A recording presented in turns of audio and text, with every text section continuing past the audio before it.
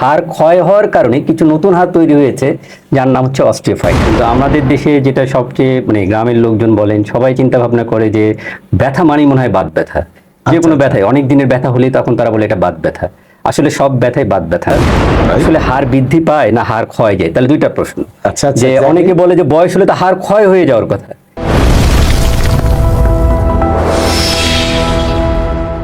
শুকরিয়া আদায় করছি আল্লাহ তাআলার নিকট যিনি আমাদের সুস্থ রেখেছেন। আপনাদের অত্যন্ত প্রিয় একটা অনুষ্ঠান সুস্থতার বার্তায় আজকে আমাদের বিষয় বাত ব্যথা নিয়ে। প্রিয় দর্শক, আমাদের পরিবারের সমাজের এমন কোনো ঘর নাই যেখানে কেউ না কেউ এই ব্যথায় আক্রান্ত, আসলে যেটাকে আমরা বাত ব্যথা বলি।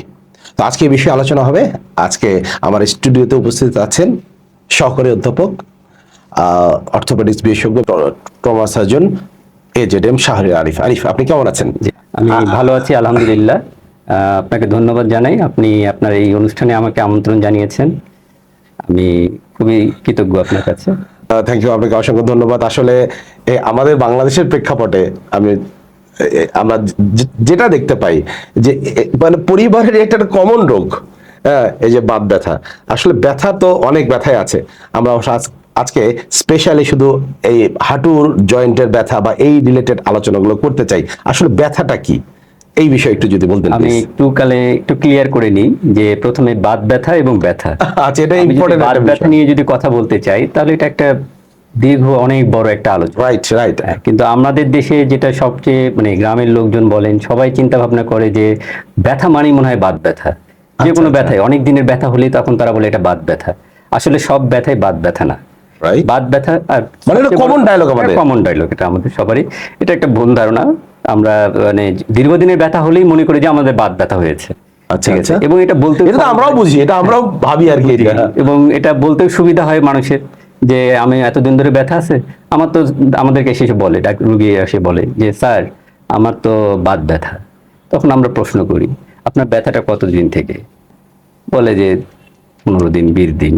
তার মানে একটা শর্ট ডিউরেশনের ব্যথা হলে সেটাকে আমরা বাত বলবো না। আবার জিজ্ঞেস করি আপনার কোন কোন জায়গায় ব্যথা? বলে যে হাঁটুতে ব্যথা বা হাতে ব্যথা, ঠিক আছে, কনুইয়ে ব্যথা। তা একটা ব্যথা হইলে তখন আমরা এটাকে বাত বলবো না। তাইলে আমরা আসলে একটু আলোচনা থেকে একটু শর্ট করি যে আমরা আসলে ব্যথা নিয়ে কথা বলি। ব্যথা আসলে কি? ব্যথা হচ্ছে মানুষের একটা অনুভূতি। তাহলে এটা কোনো রোগ না? রোগ না, এটা একটা লক্ষণ, রোগের লক্ষণ। যে কোনো কারণেই ব্যথা হতে পারে, যে কোনো রোগের কারণেই ব্যথা হতে পারে। একটা জ্বর আসলেও ব্যথা হইতে পারে, আঘাত পেলেও ব্যথা হইতে পারে, কোনো একটা ইনফেকশন হলেও ব্যথা হইতে পারে, ঠিক আছে, রোগের কারণেও ব্যথা হইতে পারে, মানে আবার ভেঙে গেলেও ব্যথা হইতে পারে। রাইট, ঠিক আছে। তো ব্যথা আসলে একটা লক্ষণ মাত্র। তো আমাদের দেশে যেটা হয় কি যে রোগীরা ততক্ষণ পর্যন্ত আপনার কাছে আসবে না যতক্ষণ পর্যন্ত সে ব্যথা অনুভব করবে। তার শরীরের ভিতরে সে যদি একটা রোগ লালনও করে এবং সহ্যের বাইরে না যাওয়া পর্যন্ত সে ডাক্তারের শরণাপন্ন হতে চায় না, ঠিক আছে। তো আমরা একটু আলোচনা আর একটু শর্ট করে ফেলি যে আমাদের আসলে আমরা চিন্তা করি যে ব্যথা বললে আমরা শুধু লক্ষণ বলেছি, তাহলে কোন ব্যথা নিয়ে আমরা কথা বলি? হাঁটু ব্যথা নিয়ে বলি। আমাদের দেশে সবচেয়ে বেশি মানুষ যেটা হয় বয়স যাদের একটু দেখা যেটা আর কি সবচেয়ে বেশি দেখা যায় যে হাঁটু ব্যথা নিয়ে বেশি আসে। যাদের বয়স একটু বেশি তারা হাঁটু ব্যথা নিয়ে আসে। বলে যে ডাক্তার সাহেব আমার তো হাঁটুতে ব্যথা, আমি ডাক্তার দেখাইছিলাম, বলে আমার হাড় বৃদ্ধি পেয়েছে। আচ্ছা, বলে যে হাড় বৃদ্ধি পেয়েছে। তো এখন এটা আসলে হাড় বৃদ্ধি পায় না হাড় ক্ষয় যায়, তাহলে দুইটা প্রশ্ন। যে অনেকে বলে যে বয়স হলে তো হাড় ক্ষয় হয়ে যাওয়ার কথা, বৃদ্ধি পেলে কেমনে? আচ্ছা। আবার অনেকে এসে বলে ডাক্তার সাহেব আমার হাড় তো ক্ষয় হয়ে গেছে। আসলে দুটো কথাই ঠিক, সায়েন্সের ভাষায় যদি আমরা একটু বলার চেষ্টা করি যে কোনো হাড় বয়সকালে যেটা হয় যে ওয়ার অ্যান্ড টিয়ার, মানে ক্ষয় হবে এবং তৈরিও হবে, পুরনো হবে। রাইট। এটা হইতে গিয়ে এই যে আমাদের যে ওয়েট বিয়ারিং, আমাদের যে কোনো জোড়ার যে মুভমেন্ট আছে, এই মুভমেন্টের কারণে এখানে কিছু ফ্লুইড থাকে। এই ফ্লুইডগুলোর ঘর্ষণের কারণে যখন ফ্লুইডগুলো আস্তে আস্তে কমে যায় তখন হাড়ের মসৃণতাটা নষ্ট হয়ে যায়। মসৃণতা নষ্ট হয়ে গেলে এখানে যে কার্টিলেজগুলো থাকে এই কার্টিলেজগুলো নষ্ট হয়ে যায়, কার্টিলেজের ক্ষয় হয়ে কিছু হাড্ডি, নতুন হাড্ডি তৈরি হয়ে যায়। এটাকে আমরা বলি অস্টিওফাইটস। এটাকে আবার বলছি আমরা হাড় বৃদ্ধি পেয়েছে। তো এই যে অস্টিওফাইট যেগুলো বাইরের দিকে থাকে এটাকে আমরা বলছি হাড় ক্ষয় হওয়ার কারণে কিছু নতুন হাড় তৈরি হয়েছে যার নাম হচ্ছে অস্টিওফাইট। Right. এটাকে আমরা রোগীকে বোঝানোর জন্য বলি আপনার হাড় ক্ষয় হয়ে একটু বৃদ্ধি পেয়েছে। তো রোগীর ধারণা যে তারা মনে করে যে এটা তার হাড় বৃদ্ধি পেয়েছে, আসলে আচ্ছা। কথাটা ঠিক না। কথাটা হচ্ছে এরকম যে বয়সকালে মানুষের রিজেনারেটিভ চেঞ্জের কারণে, ডিজেনারেটিভ চেঞ্জের কারণে তাদের হাড় ক্ষয় হয়। একটা বয়স পর সবারই হবে, কারো কম কারো বেশি। কারো এই ক্ষয় হওয়ার কারণে কিছু লক্ষণ দেখা দেবে, কারো আবার কোনো কিছু সমস্যাই হবে না।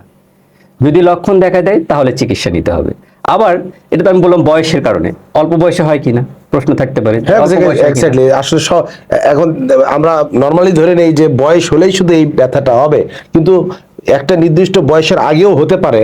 আগেও এই হতে বয়সটা কত হতে পারে, বা কোন বয়সের হতে যদি পারে? আমরা ধারণা করি যে কোনো বই ভেরিয়েশন হচ্ছে 40 থেকে 50 বছরের বয়সেই মানুষের ডিজেনারেটিভ চেঞ্জ হয়। আচ্ছা আচ্ছা ডিজেনারেটিভ চেঞ্জ হয়।